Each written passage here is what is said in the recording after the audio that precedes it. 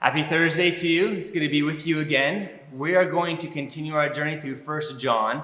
And this morning we're going to jump into chapter 2, verses 1 through 2. And we're going to look at what does it look like to be living in the light. Really a continuation from Josh's devotional yesterday. So let's read it. 1 John chapter 2, verses 1 through 2.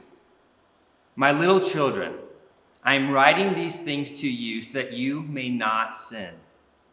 But if anyone does sin, we have an advocate with the Father, Jesus Christ the righteous. He is the propitiation for our sins, and not for ours only, but also for the sins of the whole world. Right away, John gets at, what does it look like to live in the light? Well, it means we're not chasing sin anymore.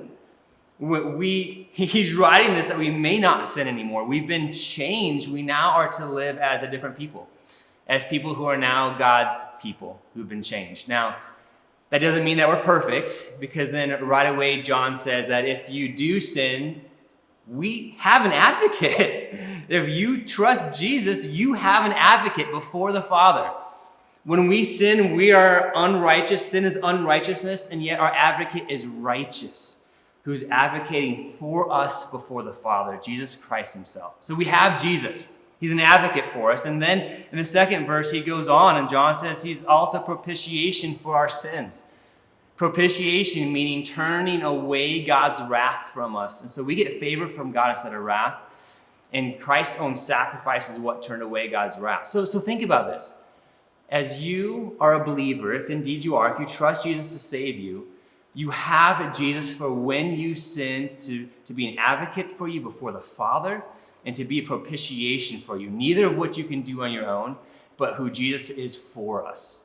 So my friends, sin should not be what characterizes us anymore. Will we sin? Absolutely. But we need to be, by God's grace, not chasing it.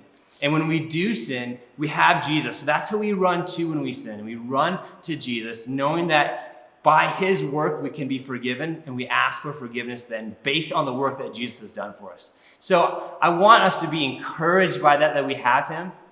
And also, secondly, through this time of all the isolation that we may be feeling in our homes, there may be certain temptations or sin tendencies that we have that are now exaggerated.